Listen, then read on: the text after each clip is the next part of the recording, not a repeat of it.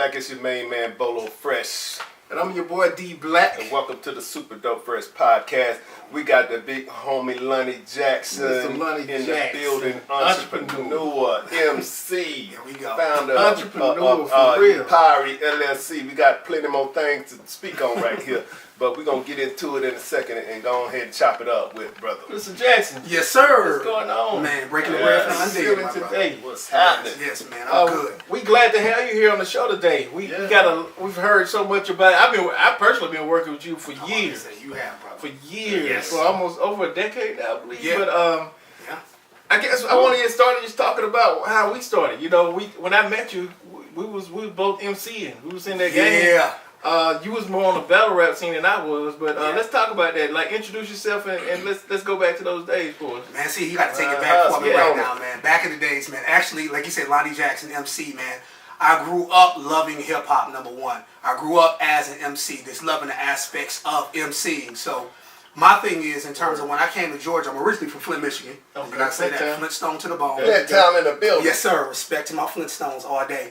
But when I came here in Georgia, I ended up meeting up with one of my good brothers named Earth and Slice. Right. And we had a group called Collective Minds Music from that perspective. And what's crazy, man, is I started off doing poetry, spoken word, when I came down here at Yin Yang Cafe. That was the spot. Yin Yang Cafe. I was in the it was a whole bunch of poets back then as well, too. Like, I was one of them poets. Yeah, you definitely was. My man Focus, respect to Focus as well, too, man. Like Abyss, you know what I'm saying? All of these cats, man, in terms of like Erica Care Moore, she had the cafe. You know what I'm saying, as well, too. We used to do a lot of spoken word there from that point. So I always was a man that loved words. I love hip-hop. And I actually started off in the spoken word scene down here back in the days with the Live Poets Society. I don't know if y'all remember that. Abyss and folks started that as well, too, man. So that was a beautiful thing, being at Apache Cafe, being able to open up for a lot of great, Big ups to Apache. Yeah, Apache. Dope artists, man. And from there, I just kind of migrated. You know what I'm saying? When I met Earth and Slice, they were doing hip-hop music. They caught me down over there by Morehouse at an open mic, man. I was doing the slave. That killer. I was doing the slave piece, man. Them jokers looking at me like, this brother is crazy. Hey, Lonnie, well, you were the first one that I was in the studio with. Like, you was doing your own sound effects. Now, this before brothers were really doing that, though. Yeah. Like, this boy, he would lay a whole track of his verse, and he would come back and lay down sound effects. And I'm looking like he really doing this. Yeah, man, that comes from, but that also comes from just creativity. That comes from, in terms of loving the arts. Like I said, hip hop, but I'm also an actor. Okay. So from that point, I just kind of infused the acting elements into, the music from that point, because that's how I felt like people could always relate to you and feel. Like, you see like an artist like Busta Rhymes. Right. Busta Rhymes is animated. Yeah, so in terms of cats, his style is dope. And what he's saying may be simple, but the way he's saying it and doing it, that was always, fascinating to me. Yeah, so, man, that was one of the things that I picked up on when I first mentioned your whole MC style. It was just that energy. Yeah. And that's I really got to know you as Rough Turbulence back then. How did that name come about, Rough Turbulence? Like, that was who I was introduced to first.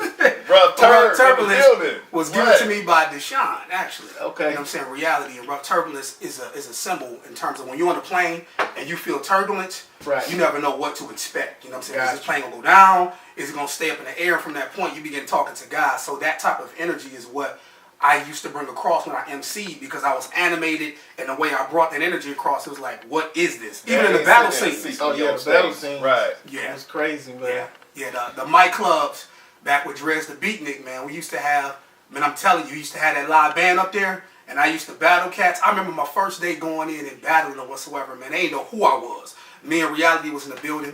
I go up, at that point in time, it was first to clutch, first to bust. That's what Drez used to say from that point. And MCs are invited to come up on stage. Right. So from that point, man, I was like, forget it. I jumped up on stage and I forgot who I was going against.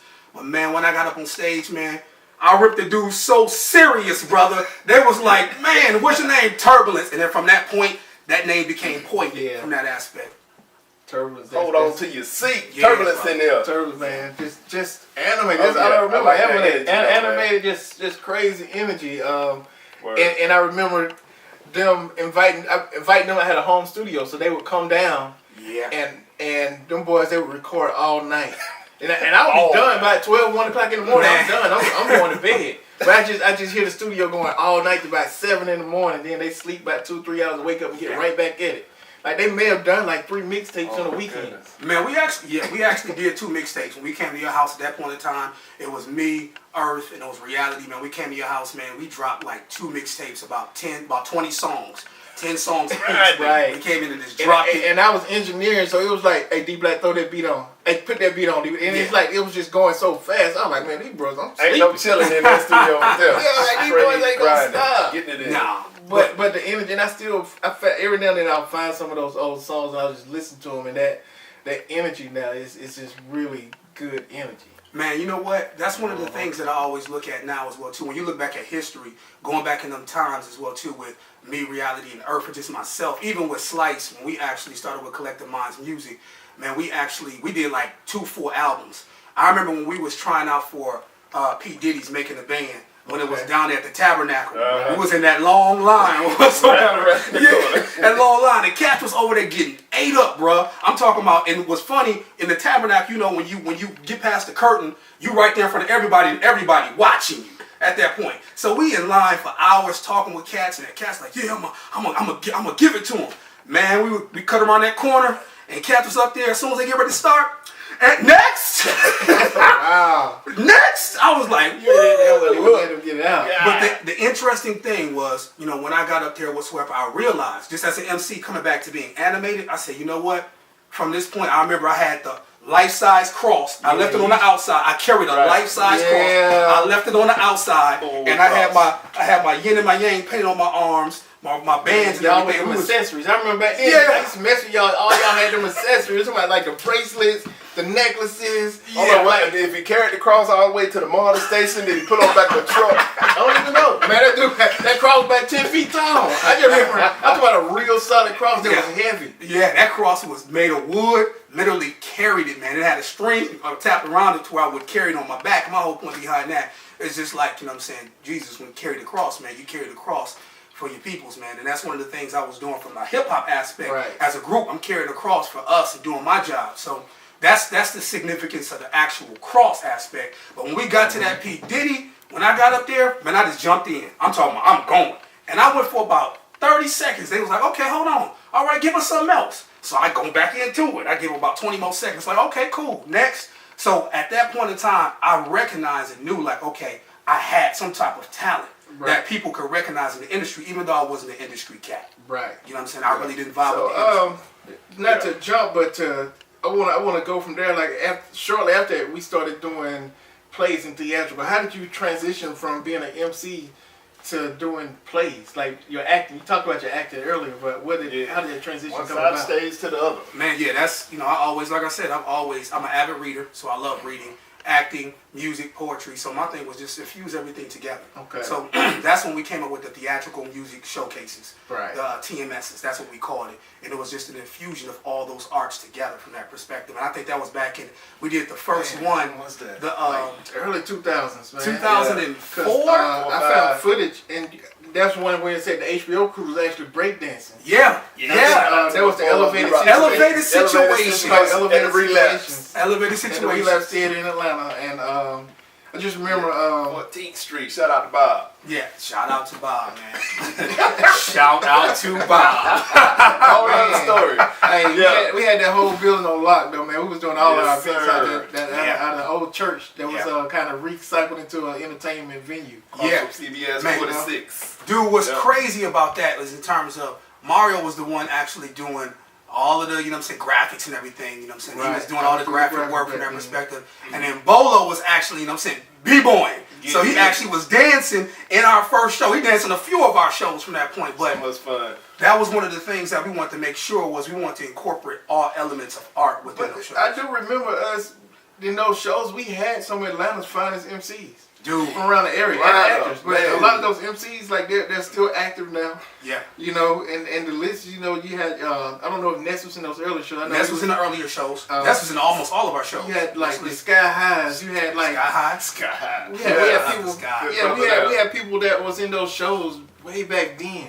Yeah, that was a phenomenal moment because a lot of those talents right now that, you know, like you said, people are still doing things, but It's almost like in terms of organized noise. Yeah. Like when you look at organized noise, when all the boys were together, it was Outkast, it was Goody Mob, it was all together. Who know what they want to branch off and become these great groups? So we had that same pop. There's a girl named Seven. I think a girl Seven. Black Sis. Yeah, Seven is into marketing now. Got into the photography, but just seeing all those people that transitioned and we all come from this same place and we just kind of blossomed. Yeah. It's really good seeing that transition though. That's one of the dope elements I think about what we were doing at that period of time. We started off with community building back then. You know what I'm saying? It was about building from that aspect. That's why we brought all the arts together, because it was to a point to where we can speak to different people. And we started that when we were young. A big part of that too was like us feeding the homeless. I remember I didn't get introduced to that until I met you and we started hanging out, but you talking about Auburn Avenue, Black Lion Cafe. You talking about the Black Lion Cafe, you need to look that up. Like that was the spot. That was where the open mic nights were. Yeah. Like that was where we met before we went out to feed the homeless. It was under the bridge on Auburn Avenue in downtown Atlanta. Man, that's historical, man. And we would walk in groups and just pass out food and break bread with homeless people. Like I had some of the best conversations in my life. Man, just talking to people that we assumed they had nothing. But when you talk to them, dropping gems on them. Man, some of these people seem brilliant, and they had stories, and they was real people. And once you talk to them, but I thank y'all for introducing me to that world. Man, dude, that in terms of one of the things that I always say, man, is in terms of when you start something, it starts from a fun thing internally, but then it branches out. And I'm saying from the music, when he asked me in terms of how did this come together, it was just an infusion because everybody is different in the world. Right. So from that point, and everybody likes entertainment. So when you look at b-boying, hip-hop, graffiti artists, DJing, MCing, okay, let's take that and combine that with the different artistry, and then let's take that from that point in terms of and combine it with helping people. That's where the whole homeless aspect, because the whole thing down there, Abraham was the owner of Black Lion Cafe. You know what I'm saying? And in that Black Lion Cafe, he serviced the community very much so with the arts by letting us come in and do all types of shows there. He always blessed us with the shows, man. I still got old pictures from being out there in the shows. You with the cross, Earth had the staff. Yeah. Just seeing those like looking vicious. Yeah, man. And you know what? It goes back to like Apache Cafe, how it came from Yin Yang Cafe to Apache. So many great acts passed through there. Right. We had so many acts that came through. From Lucky Charm, Shred the Verbal Tongue, KP, we can go on down the line with cats, man, that's been in the battle scene, from back in the days to, now. It was just phenomenal to see. Even, what's my man name that came from New Orleans? D1? We ended up meeting D1. You know what I'm saying? He came down to the, Black Lion Cafe. Shout out to D1 Music. Man, dude, and it was just a way of being able to collaborate. Like, Black Lion was a magnet for people. And then outside, of course, at that point in time, back then, you had a lot of homeless people outside. So for us, we ended up meeting another group called FTP. You know what I'm saying? Which they were out there for the people. They was actually, helping the homeless as well too by feeding them lunches, but also they was actually teaching them things like how to defend themselves, martial arts, getting them into programs to get them off the streets from drugs. So once again, man, when he says, man, we don't do dope, we are dope. Right. From that point, that's what we mean from that aspect. From a hip hop element, that's where I come from. That's my whole aspect of music. I was never one wanting to be in the media or mainstream media. It was an expression of myself. That's why I never just tried to pursue a record deal, even though we had people looking at us back in the days. Right. You're a dope individual, yes. But we kept to that, and then like as we round out this segment, you went from there to creating almost like a comic company. Yeah, and that went through a process though. Like, can you talk about that? Like those days leading up to creating Upyri, the whole Upyri brand. Like, what were your thoughts? Like, how did you even just think to do that? Man, first and foremost, one of the things I would say, man, just with myself, and just to be real with y'all, I live by a set of 7 lessons. I'm not perfect, but the 7 lessons are something that God gave me like eons ago, man. I was sitting in a dark room. This was years ago when I was here in Georgia, sitting in a dark room, and then God gave me those, like literally. I didn't go outside for 5 days, and then they just came back to me. Those 7 lessons are confession, sacrifice, understanding, love, discipline, diligence, and obedience. Those 7 lessons provide us a pathway to redemption. And for me, I'm an imperfect person. So in terms of from that point, I always need redemption from that aspect. So that's why God gave me that to help me get on the pathway. That is the foundation for everything I've been doing, including Upyri. I want to explain that because sometimes people tend to be like, oh, it's just entertainment. It gets into real life, and it gets into a point to where, okay, how did this come from you, man? And that's the first step. The second step that it came from is I always liked psychological thrillers. I like the mind from that perspective. That's why when I was doing the hip hop, I had all the different characters like Lon Chaney, Mazanico. We did a mixtape for each one of them at one point. At least a couple of them I remember doing mixtapes. Yeah, we did mixtapes for all five. Yeah, all five. Yeah, Lon Chaney, Mazanico, Rough Turbulence, Shine Sun, and then Cadaver. Right. Remember the Cadaver. But every one of them had different personalities that shine through in the music, and you would write each one of those as if you were those people, and that's one of the things that amazed me earlier about you, that you could just engross yourself into a different personality and write from that perspective. Yeah, that's part of the reading, the acting as well too. Just trying to create like this audio movie. You know what I'm saying, for people. That's when you listen to this stuff, the sound effects, the sound effects and all that stuff. That's where it comes from, because now I love movies as well too. But coming back from the core, speaking on movies, that's where one of the seeds for Upyri was birthed for. If I was watching the television series True Blood. True Blood. I remember True Blood. And True Blood blew my mind because it was the first time they approached vampirism in a whole different way. You know, they were living amongst people. And I'm like, what the heck is this? And then they showed the comparison of human and vampires. I said, man, that's unreal, that's dope. Because that's, you know, when people look at vampires, it's symbolically like they're evil, cursed, unredeemable. And they look at us like, oh, we shouldn't be next to them because we're good. But then when you start watching the show, it start unveiling like, oh no, we almost close to them. Yeah, we messed up. What's the difference? Yeah, there we go. We go like, we messed up too. So that became like another seed off of everything I built from the music and the art. That became another seed for Upyri. My brother Reality actually gave me a song, and he was like, man, you know what? This song will be good for you. And when I sat back at home and I listened to the song, man, and I was meditating, and I was like, True Blood. And then that's the hook, True Blood. And that's what came from the hook. Then I created a song. I said, I need you on the song, brother. And this is what this is about. And we created that song, and from that song, we was like, man, we need to go ahead and do a film. Right. That's where the origination of now Upyri actually came from. Birth of Upyri. I remember that. Yeah, I remember those days. It was things that people on our level really wasn't doing a lot of back then. I remember renting out a whole mansion in Atlanta and filming. And I'm coming up there like, man, these was good stuff. Yeah, and I'm kind of, because I was always just the graphics guy, like making sure everything looked good, presentation looked good, website looked good. And when I pulled up, you know, Baby Norman comes out. She's doing her acting thing now. Shouts to Baby. And she just hugged us, embraced. She said, thank y'all for doing this. And when I walked in and seen the cameras and I was like, man, y'all really doing it. Yeah, that was huge. Shout outs to Danielle King or whatsoever, man, because she was a big component of that as Danielle well, too. is really good at what she does, man. She's been in the movie business now since I've known her. Yeah, I've known her since she started off as a PA. I'm talking about like her shows are award winning at this point. Correct. All the Marvel, one of the favorite series is the Atlanta series with Childish Gambino. Like just seeing her behind that, I love watching that. But to have people like that on your team, you know, and to see that growth there, man, it's like it's very interesting. It's a really good story, and I want to make sure that you tell that and share that. Well, you know, in terms of the black man, one of the things I look at is just like our relationships as well too. You know, in terms of we're brothers as well. We've been working, like you said, for years. We're doing different shows. Like you said beforehand with the theatrical music showcases, we did about 4 of those from that perspective, and they were really huge. Let's see. I can't remember. We had the Elevated Situations. Was it 1 and 2? Elevated Situations 1. Yeah, when they Lucky Lonnie's Juke Joint. We took it back. Yeah, we took it back. Yeah, Lucky Lonnie's Juke Joint was dope, and then Lavish Lounge. Lavish Lounge. Was that the one we had the casinos in? That was different. The casinos came later. The casinos came later. Wow, Lavish Lounge. Then after that, that's when you the Lavish Casino. The Lavish Casino. Yeah, man. Yeah, 4-part series from that point. Man, those were all great shows, great Atlanta events. Some great people was in them. And just seeing the growth from there, you know, and to have it lead to something like you creating your own comic universe, like a Marvel or a DC.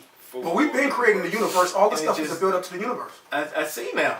But going into it from the outside looking in, you don't see it until you turn around and look back. But going into it, you just like, what are these people? Are they doing something else now? They doing something else, and that's what people be thinking. Like, how many different things y'all gonna do? But I love the way you flipped it to the end. It was like, here you go. And you see that growth there. You see, okay, they've been building. But yeah, we're going to get into it on this next segment here.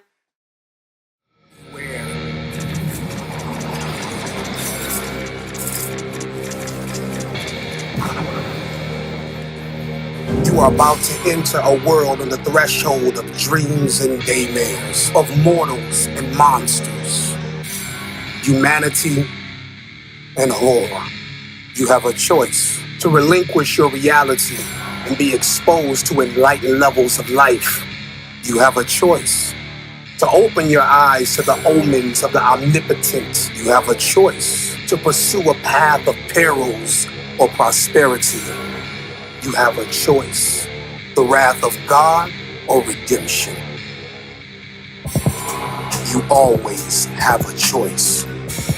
Join Upyri.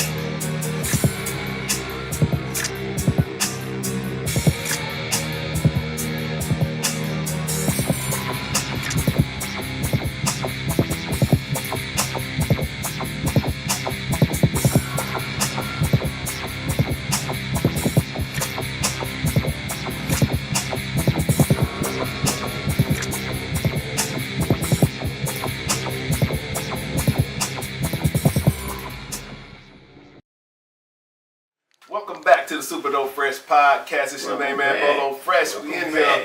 D Black in the house. Yes, sir. Sitting here with Mr. Lonnie Jackson. Lonnie in the building. Breaking the bread. A.K.A. Rough Turbulence. Here we go. Hey, we established that. It's established now. Rough Turbulence. Hey, Rough Turbulence is out. Hey, you know what I say, man, in terms of I'm D Black and Bolo Fresh. You can't get no fresher than these boys, man. Them boys off the chain. Hey. We left off the last segment like at a really good point. Just talking about all the things you've done. And actually, we've done a lot of that with you. Mm-hmm. And just the community in Atlanta building and how it's led up to this point. And just wanted to kind of let you expound on that as far as all that used to build to where you are right now. Absolutely. I think that one of the main things was, at the end of the day, you're only as great as your team. And that's one thing that throughout everything we've done that we've talked about beforehand, it hasn't been just me individual. You know, I can go on down the line. It's always been a group of great people that actually understands the vision and comes together for it. So, shout out to everybody that understands vision and works together, because that's been the core of what we've done. Yeah. So from that point now, just carrying all the stuff that we've done from the different arts, operating in the community, you know what I'm saying? This all came to help formulate what we call now the Omniverse. You know what I'm saying? Yeah. The Omniverse is a character-based entertainment company that's similar to like a Marvel or a DC, in which we actually develop and create real characters, real people that, you know, we know of through history, but we know of, and then the people that are similar. We create those characters and we just kind of push them through literary works, digital content, music, live shows, all the same elements that we've done before. Right. So that helped us start our first actual comic book series, our anthology series called Upyri, which has definitely been an interesting take, because Upyri's name is Slavic. It's a Slavic word that means vampire/monster. Yeah, I remember when we first started, everybody was like, what is Upyri? What does that mean, Upyri? Google it. Yeah, how do you pronounce it? How we tell them, Google it. Yeah. And we made the shirts, remember, that had the phonetic spelling on it, that had UYOUPIERE. We had to tell people how to pronounce it. Yeah. we would put the pronunciation on the shirt, but I just remember those days, and it was really good to see when those first books came out. Yeah. That was... Because I think you got artists from all over the world. We didn't just pull artists from our local scene. Man, we had artists from Europe. We had artists in terms of from the Dominican Republic. We had artists from, I think, Spain as well, too. Well, did we have writers like that, too? Did all the writers come from everywhere? We had writers as well, too, from different places as well. So it's a universal thing. We reached out, you know what I'm saying, to different writers and artists because we wanted a universal perspective from that point. This was our first time actually doing a comic book, but once again, it comes back to the team building. Right. We actually, Jason Graham, who worked with me for years, you know what I'm saying, over the narrative development, me and him, we sat and we constructed, you know what I'm saying, those teams and put it together. And then Caitlin actually was the head at that point of time of, you know what I'm saying, creating the comic Shout books. out to Caitlin, her company, Hell is a Place. Yes, sir. Oh, yeah. Yes, sir. She came in and broke bread. Super talented. She came in, and when I tell you broke bread, you know what I'm saying, she took our books to a whole nother level, because she actually did one of the books, The Land of the Blood and Bone. Right. And then she actually did part of the animatic that we did as well, too, which I'll get to. But, you know, those first books, it took us 6 months. We created a process, man, that developed over 6 months, 3 comic books. Now, a comic book can usually take anywhere from, 6 months to a year, one. I can believe it. Mm-hmm. So we actually did 3, and that was based off of the people that we had. And like I said, it was people from all over the world. So it was a full-fledged process that we started in. That's why it took us a longer time. But it was just great people that helped us start creating those books. And when we got them, oh, man, it was just like light. The first copy in your hand. Yeah. What I like about that is that's forever. Like, I still post those as on my LinkedIn, on my network, like, man, this is something we did. This is something we completed. Mm-hmm. And like you said, it wasn't just me. It wasn't just you. Like, we had a team. Yes. Everybody put their little piece in, and we was able to pull off something on a bootstrap budget. And that's one of the, oh, man, I think you said it right there. At the end of the day, in terms of, no, we're not, sitting back being millionaires from that perspective, but it gets to a point of collaborating with people and just vibing off the energy and being able to share that vision. And that's one of the things that I just commend. But I think, and I'm going back just a little bit just to paint that picture where we was doing those theatrical plays. A lot of times we didn't have money to pay the actors and the dancers in the shows. I remember sometimes we barely would be able to give the main people $20 at the end of the night. Correct. Give them something to eat. But it was. But I think that set the stage for us being able to put these teams together to do these huge projects. Yeah. With sometimes no money. At the end of the day, in terms of once they seen, and once again, it's just dynamic seeing people come together, because from that point, even though we may not have been able to pay them as much, we still were able to provide them with some value. Right. You know what I'm saying? Because they were part of something that was unique and something that actually helped to expose their different talents. Not just that one. Like an example with Ness, when we did one of the shows, he's a dope MC, but when he got out there and we had this whole cinematic feel, it was almost like he was portraying some acting chops too. Oh, yeah. So it was just being able to show you different skill sets. And that's even now, look at him now. He's producing now. Yeah. Like one of the dopest battle rappers out there now. Yeah. Still killing it, still putting out projects, and to see his growth was tremendous. And that's just one story. Yeah, it was several stories, man, which we ain't got the time to go down the list, but it's so much history in terms of what people that we connected with and we built relationships with that have blossomed from that perspective. And that's one of the things that we want to do as a core, is we want to make sure that when people come in, they're able to, branch off and be better people. Even to see you put them in the comic books. What made you decide to put Baby Norman in the book, like the what is that? Love That Never Died is the name of that book. Yeah, the 3 books is The Land of Blood and Bone, A Love That Never Died, and then Trust in Blood. Okay. You know what I'm saying? So the actual book that she was in, Baby's been working with us for years. From when we started, when we actually did the web series, when we were filming at the mansion. From that perspective, she was just an integral part of what we did. Her presence, her energy, Earth, his energy and his presence. We had a whole, story based around these 7 characters, but Baby was one throughout the years, man. She stayed with us from that perspective, and we felt like, okay, this is a perfect story for her.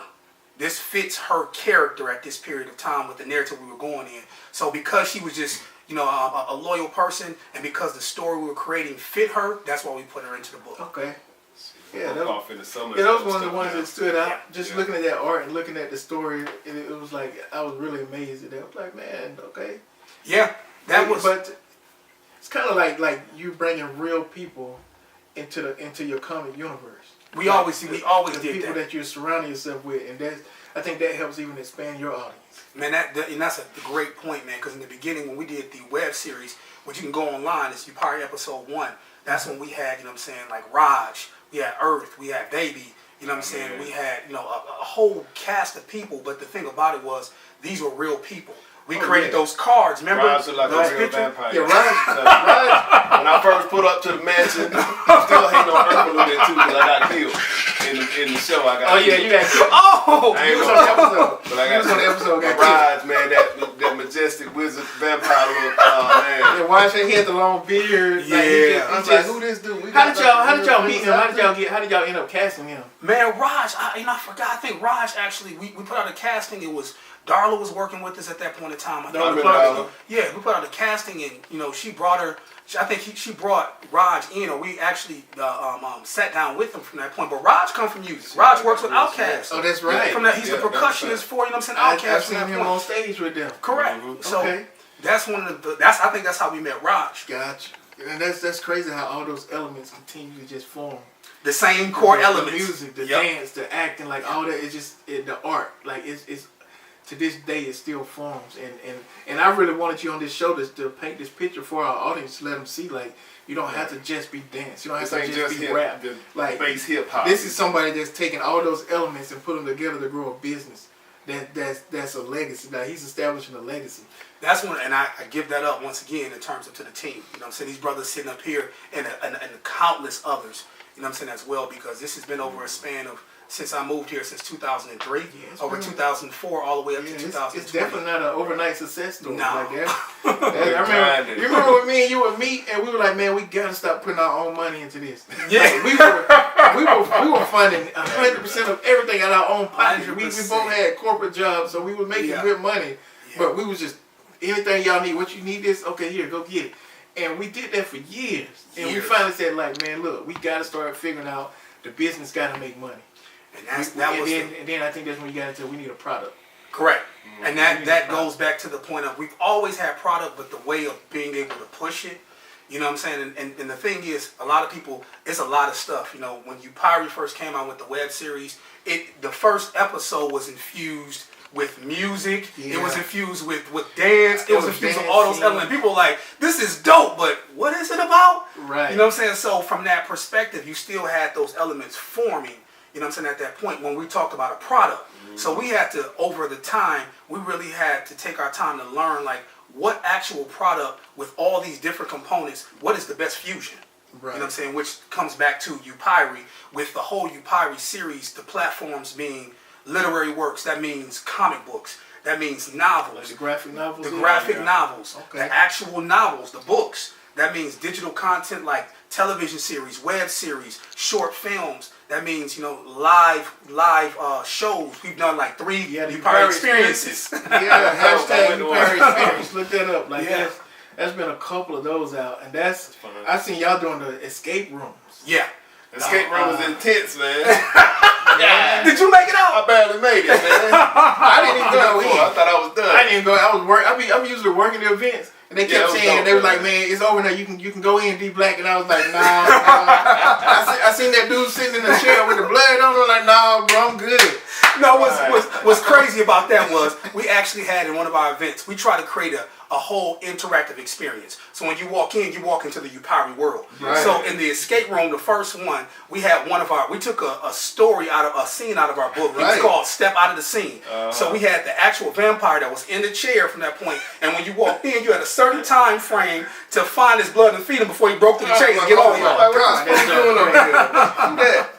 Right. That was an innovative, component, because that's taking something out of a book, and bring it to life. And even within that, Darren, shouts out to D as well too on that. He was our actor that plays our character of John. Yeah.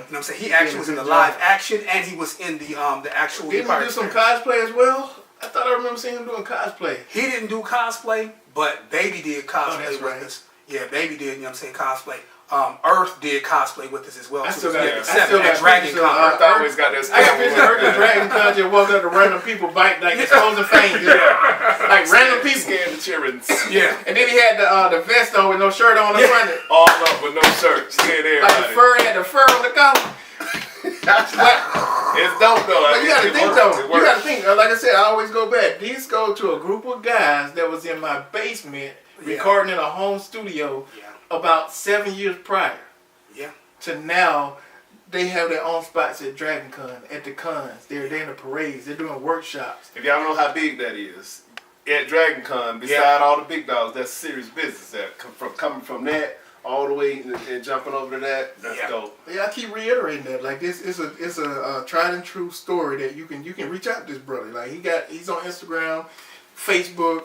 Like you can ask him. Like we're the type of people we're gonna share the knowledge with you. That's what we want to do. Secrets. We want you to. We encourage that. Even like Jason Graham, who works with us, I keep going back to the team building, man. Jay. You know what I'm saying? Is that he started his own company while working with us as well too. That's right. MJG Story Creations. Jason was doing all the right. And then we helped Caitlin with Hell is a Place from that point to build her company out because we believe in building, you know what I'm saying, communities. That's the whole thing there in terms of communities that have companies. That was really big for us. So with Upyri, it has always been a community building. We adapted that from earlier on. And the funny thing about it was we didn't know we were building these components back then. It just kind of happened. And then what happened early on, like even when you out there feeding the homeless and doing all these things, people, they come out there and they learn what you learned and they go and do their own thing. Mm-hmm. And we were noticing, man, the team keep changing. And so we I remember we talked about it. We said, look, just come in and we're going to help you build your company. Like you don't have to come in and feel like you're stealing any information and then running off and doing your own thing. No, come in. Let us help cultivate your business. We're going to launch you. Like, so it's like almost like we had an incubator program. Yeah, literally. And that's a great point in terms of that. That is. Because we couldn't fight the normal people that would come in and get the knowledge and leave. So it's like, look, man, we know you want to leave. We know you got your own idea. Yeah. Come do about a year with us. Yep. A year. And that's one of the things that, you know, in terms of we always pushed. You know what I'm saying? One of the key components, I think, that when we first stepped into our first con with our comic books, and we were at Tony's spot, Tony's Challenges Games and Comics, one of the only black comic book shops here in North DeKalb Mall. Okay. You know what I'm saying? And we actually did, you know, our setup there. It was mind-blowing. We were all there. You all were, you know what I'm saying, sending out the tweets and everything from that point to social media. And, man, one of the things, the setup, once again, we try to invite you into our world. When you come in, we had, you know what I'm saying, this big altar and everything that you can look at. It's something that attracted you from that perspective. We had everybody with the shirts as well, too. And people are like, man, dude, man, what's up coming to y'all, man? Right. Y'all together. Y'all got it together from that point. And it's still growing. Like, that's what I think is a good transition point to talk about now. Word on the street, y'all working on a soundtrack. Yeah. So you got a music project that's coming out, like with some good names on the project. And is there a release, anything coming out with that as far as listening party, or like let's get into what's now? Right now, in terms of you know, the whole virus thing from that point, push everything offline. But we're looking to, in terms of by June 1st, we're looking to actually do an online show or presentation where it's going to present Upyri as a whole. So there, from our soundtrack, it's called, you know what I'm saying, Cloud, CLOUDD. Okay. It's the actual letters from that point, Cloud 7. So it goes back to the 7 lessons at this point in time. And when you're on Cloud 9, it's like, you know what I'm saying, you're high. Yeah, you know what I'm saying? So Cloud 7 with the 7 lessons still coincides with that. So that actually, we're looking to go ahead and release that more so in August. The actual soundtrack. We got some dope artists. Vector the Viper from Africa, one of the biggest artists over from Africa. You know what I'm saying? Dramade, she is one of the dopest artists y'all gonna hear coming up. She signed to Empire as well too. She's out of Atlanta? She's out of Atlanta. That's right. Out of Atlanta. Shout out to her, to Dax as well, to her manager, man. Shout out Dax and Dramade. Just dope. And then in terms of, we collaborated with Georgia State. Georgia State is a company. Had that. Yeah, man. Georgia State. I love Georgia. Both of us went to school there. Yeah, we both. Yeah, both went to school. Shout out. But in terms of that program that we got with Derek, you know what I'm saying, he's the head of that program.